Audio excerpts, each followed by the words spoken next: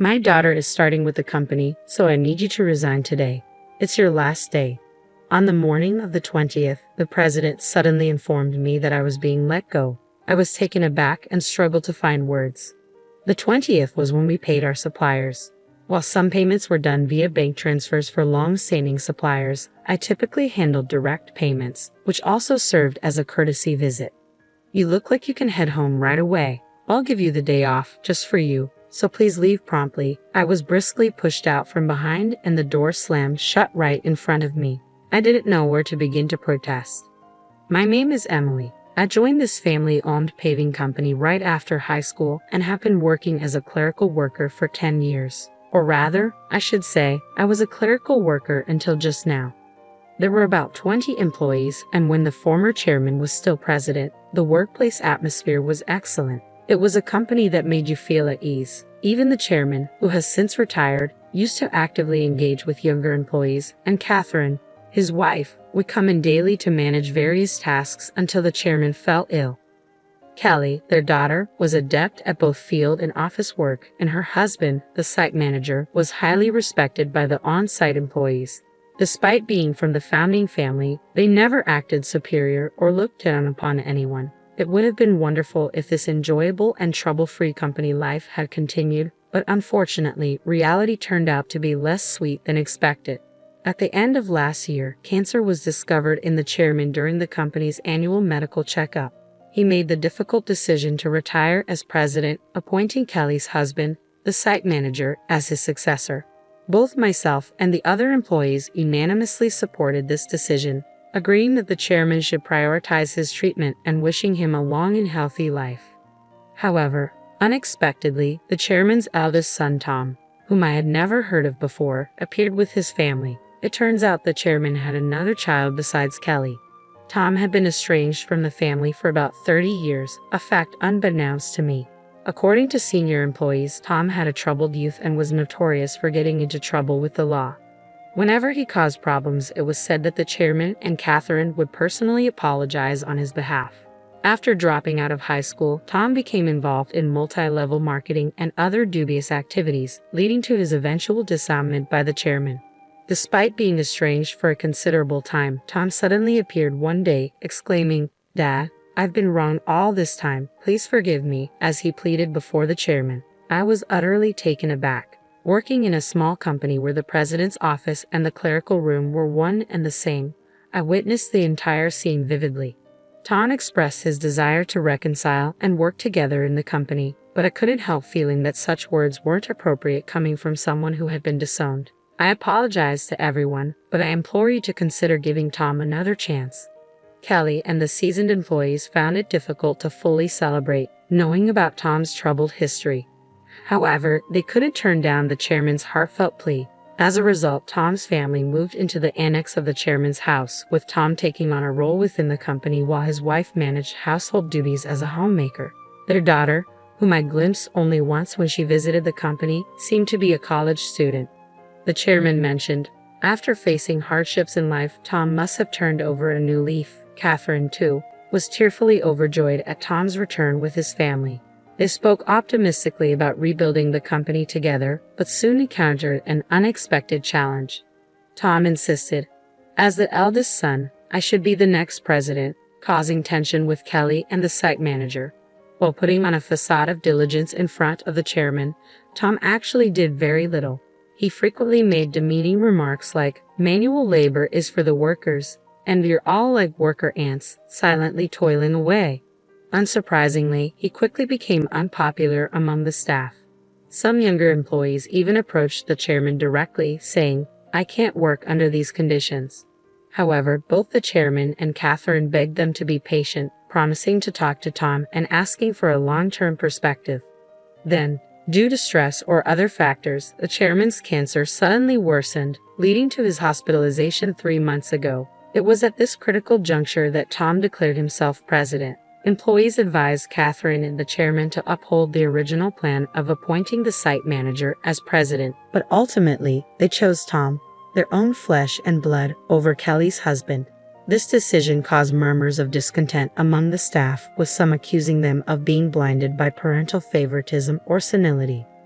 Consequently, the once harmonious and joyful atmosphere of the company underwent a stark transformation, descending into tension and awkwardness. As everyone realized the situation couldn't persist, Kelly began taking action quietly alongside the site manager behind the scenes. As a result, tensions began to escalate. I found myself solely responsible for the company's administrative tasks from that point onward. Previously, Catherine Kelly and I could manage our workload efficiently, allowing me to leave on time. Now, however, I'm working overtime every day, often leaving well past the expected hours. It's not uncommon for the date to change before I finally head home. Meanwhile, Tom appears to view administrative duties as leisurely. The president spends his days frequenting hostess bars, betting on horses, or gambling, I heard from others. My relationship with the president deteriorated significantly over an expense issue. He had been using the company's credit card for personal dining and entertainment expenses, which I had overlooked to some extent in the past. This time, though, it crossed a line I couldn't ignore. Bracing myself for his reaction, I handed back the receipts. This expense cannot be approved. What? Why? This is your wife's corrective underwear. It has nothing to do with the business, so it cannot be expensed. Predictably, the president's face flushed with anger. Don't toy with me. She's the president's wife. It's only natural for her to dress well. It's an expense. But it's underwear, and your wife isn't an employee. I managed to reply, astonished that the president could consider a $4,000 expense for his wife's corrective underwear as justifiable. What he said next left me even more bewildered. Then let's turn the sale of corrective underwear into our new business venture. That way it will count as a purchase and therefore an expense. The president looked smug, as if he had just struck gold. But I was left speechless. We're a paving company. How would that work? Tell clients if they don't buy from us, we'll cancel their contracts. They'll all buy, we'll make a fortune. $2,000 for one, $4,000 for a set. It's easy money. The president burst into laughter, but I was appalled. That's completely unacceptable. It would damage our credibility. In my frustration, I lashed out at him, and from that moment onward, I became the target of the president's contempt. Every day thereafter, I endured constant criticism and berating from him. It became so unbearable that I often considered resigning. However, driven by loyalty to the chairman who had always supported me and concern for the company's welfare, if I left, I persevered. The truth was, losing my job suddenly would also spell trouble for me. I resolved to endure it until I could make a graceful exit, but then I was summarily dismissed. If I were to leave abruptly now, it would disrupt our client relationships, I said firmly, taking a deep breath as I opened the door. I cannot do this. Quitting without proper notice would leave everyone in a difficult position, including your daughter, who isn't equipped to handle the workload. Besides, today is the day we make payments. I delivered these words in one breath, fully anticipating the president's furious reaction. As expected, his face flushed red with rage. Shut up. I already told you to resign because my daughter is joining the company. Today is your last day. Regarding the payments, let them wait until they come to collect. There's no need to pay them in advance. Excuse me, isn't it standard practice to pay for goods and services once you've received them? I responded, bewildered, trying to simplify it as if explaining to a child. But the president's next remark was so irrational that I couldn't believe he was speaking like a rational adult. In that case, just threaten to switch to another supplier. Tell them we won't make the payment this time, so they should give it to us for free. What? That's not something we can do, is it? I was so stunned that I struggled to find words. You're completely worthless. My daughter has a college degree. She can handle office work effortlessly. Being family, she won't question my purchases like you do. All talk and no action. Your presence is unnecessary in our company. Leave immediately. In essence, the president seems to believe that by assigning his daughter to handle accounting, he can easily pass off personal expenses as business expenses. Is that so? Just remember, I won't regret this. Words are futile now. My patience has run out. I swiftly gathered my belongings and hurriedly left the company.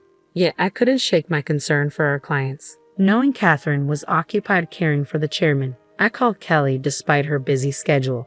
It was urgent. I briefed her on the situation and entrusted the rest to Kelly. After leaving the company abruptly, I suddenly found myself with plenty of free time. Being terminated without notice was a clear violation of labor standards. If I reported this to the labor office, they would be in serious trouble. Thankfully, our company was part of the middle company payment system, which meant I could claim severance pay and 1 month's salary. This system supports small and medium-sized enterprises that struggle to provide severance pay independently. I didn't need to rush since I had up to 5 years from my retirement date to apply, and the labor office's statute of limitations was 2 years. With my professional habits, I meticulously planned the necessary procedures and decided to take it easy for at least a week. Having worked overtime and weekends constantly lately, I hadn't had time for anything at home. There were many places I had wanted to visit once I had settled down, so I chose to take a day trip to the beach for some relaxation. After rejuvenating myself by the sea, I checked my phone, which I had left in a locker, and noticed several missed calls, emails, and voicemails. I opened my email to find I saw a message from Kelly, assuring me that the payment had gone smoothly, and everything was in order. A wave of relief washed over me. Despite the abrupt demand from the president to resign, I couldn't shake off the guilt of leaving in anger. Next, I listened to the voicemail left by someone from the company. It was the president sounding panicked, demanding answers. What's going on? Are you saying I'm not the real president? Did you know about this? Explain yourself. Has he finally realized what a clueless president he is? I couldn't help but smirk to myself. After that, I systematically checked through my emails and voicemails. Among them, I listened to a voicemail from the chairman and immediately decided to head to the hospital. When I arrived at the chairman's hospital room that evening, Catherine was already there, and to my surprise, the president was also present. Upon seeing me, the chairman greeted me abruptly from his bed.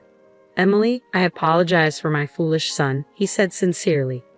"What's going on here? I'm the official president. Explain yourself," Tom arrogantly shouted, clearly misunderstanding the situation. However, the chairman quickly silenced him. "Quiet down. It seems that Kelly contacted the chairman and Catherine right after I called her," I explained. Upon hearing this, the chairman directed his attention to Tom, addressing him as the president, and asked, "Do you really not know anything? What's going on?" I calmly explained to the president, who was shouting without understanding the situation. "In essence, Tom, you had no legal authority. Your role as president was merely titular. This might seem confusing without context, but president is a position within the company, not a legally defined role. The individual responsible for representing the company externally with legal obligations is the representative director.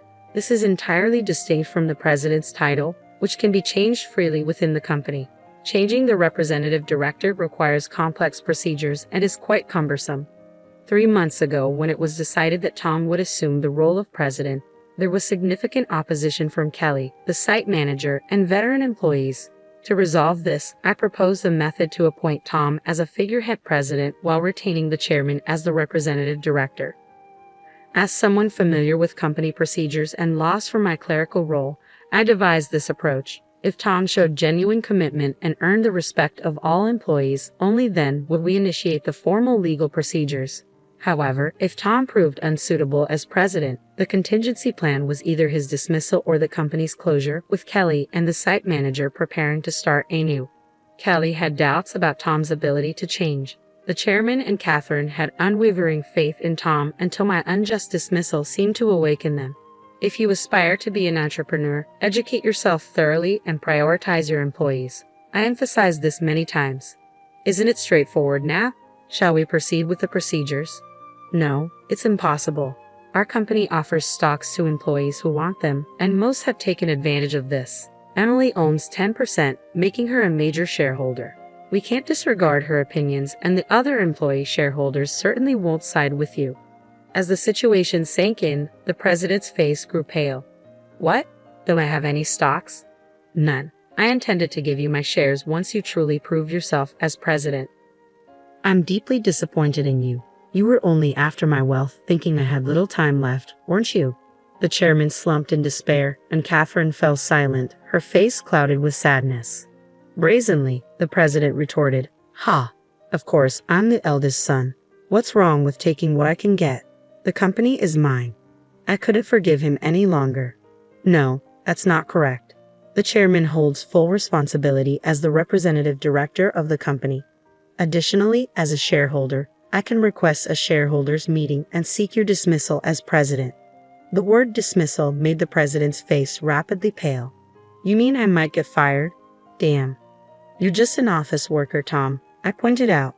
"Emily is right. Now that things have come to this, no one will support you," the chairman affirmed. Catherine then spoke up, her voice filled with regret. "Emily, I truly owe you an apology. I'm sorry for the trouble caused by my love for my son. Please tell me what you would like to do." I looked directly at the president. "I don't want to work under you anymore, so I'm quitting immediately. However, I will take my severance pay, and I expect my 1 month's salary, including unpaid overtime and holiday work. I will report this to the Labor Standards Office, and as a shareholder, I will fight to remove anyone harmful to the company." As I smiled and spoke, the president's face went from pale to completely white. I continued, explaining how Kelly had been visiting clients and successfully promoting our new company. Most clients had decided to switch to the new company, and nearly all of our employees were planning to move as well. "That's impossible. I'll sue you," the president threatened, almost in tears. But the chairman dismissed him. "I am the representative director. You have no such rights." The president, overwhelmed, collapsed to his knees. I felt a complex mix of emotions. "Mr. President, it's a shame it came to this. If you had changed your attitude when you returned, things could have been different. There were many opportunities to learn and improve, but you squandered them all. This is a classic case of reaping what you sow." Eventually, the chairman decided to close the company, leaving Tom unemployed. The president's wife attempted to sell corrective underwear, but it didn't sell at all. They were reported for aggressive door-to-door sales and were eventually arrested for running a pyramid scheme. When Kelly returned to her parents' house for an errand, she found several boxes still filled with the unsold corrective underwear. Their daughter found employment at another company, although the details remain unknown. I now work at Kelly and the site manager's new company, and I am happy every day. I want to continue to cherish my relationships with people and live sincerely.